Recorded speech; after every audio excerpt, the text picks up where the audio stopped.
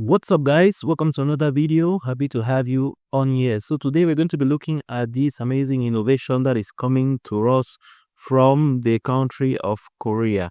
And so Korean scientists engineer ant-like microbots that can carry, hurl, and traverse barriers. So the scientists in Korea have developed these little ant-like robots which are able to carry objects and perform a certain level of task. So this is very interesting, and today in this video we are going to try to look at this and what it's all about and how it essentially works and how it's going to make our lives better. So let's get straight into it and see what it does. So already right off the bat I was able to find an article which talks about this, and it's on Sci-Tech Daily.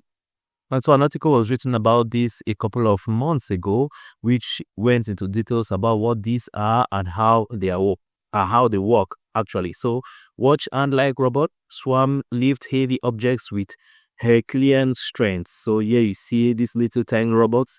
They are able to lift this huge rock quite easily. And so microbot swarms developed in South Korea achieve tasks like transporting objects and unclogging tubes with tubes using magnetic fields inspired by ants. These robots promise medical applications but need further autonomy advancement. So here I was able to equally find a video that illustrates this, and so let's try to see them. Let's see how they work. This is a video.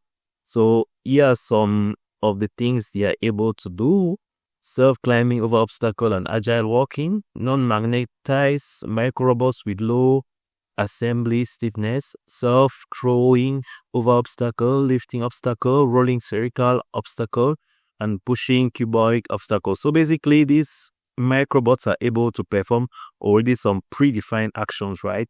So I know when you're looking at the video, you might feel like they are thinking or they are acting in a certain intelligent way, but no.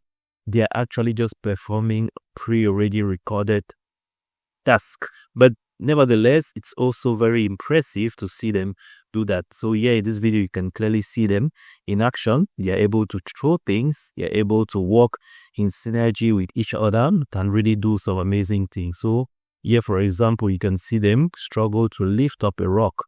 So you see, maybe some of them are not enough. You can already see how they are working in a kind of cohesive manner to be able to perform that action. So as you can see, they are able to lift a rock. So it's pretty reminiscent of ants and how ants work. They all come together to work. So I know it looks a little scary.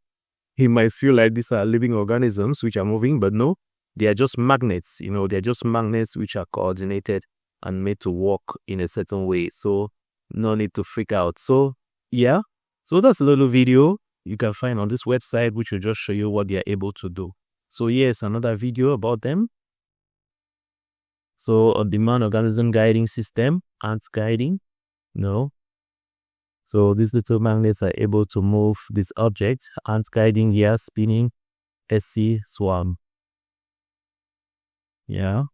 So again, you can see here, there is a video is recorded at a certain frequency. Here you can see the speed. So this is not really moving this fast. Just you sped the video up 8 times, for you to be seeing this. So these microbots actually work very slowly. So we should take that into account. Yeah. So here this like 0.25 times the speed. So here is half of a half times the actual speed. And then you can see, so yeah, the different actions they are kind of performing, and you can see how they are working. So yeah. Okay, so let's try to look a little bit what they are and maybe how they work. So so first off, let's just talk about what they are. So you're looking at a fascinating breakthrough by the Korean researchers at Hanyang University. Tiny cube-shaped magnetic robots acting like an ant colony and self-assemble under a rotating magnet field to perform these complex tasks. So some key capabilities they are designed for is super strength, teamwork, they have a medical potential, ingenious design, and swarm resilience. So when they come together to work, they can really have a huge resilience. So what are some real world applications of this technology? So first off, you can think about scalability and fault tolerance. So swarming delivers strength, so redundancy and adaptability. Even if individual units fail, the collective mission continues to be done. So this can be applied like in the medical field, like for drug delivery.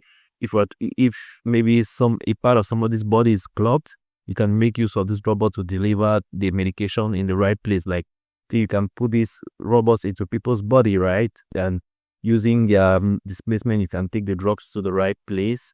There's equally an environmental and industrial use, right? You can right now you're seeing them moving little objects, tiny rocks, but imagine them moving very, very huge containers, so this would be very useful. There'll be no longer a need for maybe huge trucks to move things left and right. There will be these kind of microbots. They can move huge objects around very easily, and they can be really stored very efficiently. So you can think about using such a technology for tasks that require a lot of strength, but also tasks that require a lot of precision. So the technology is still in development, so people are still working on it. The scientists are still working on it to perfect it. But you can imagine already what ants are able to do, right?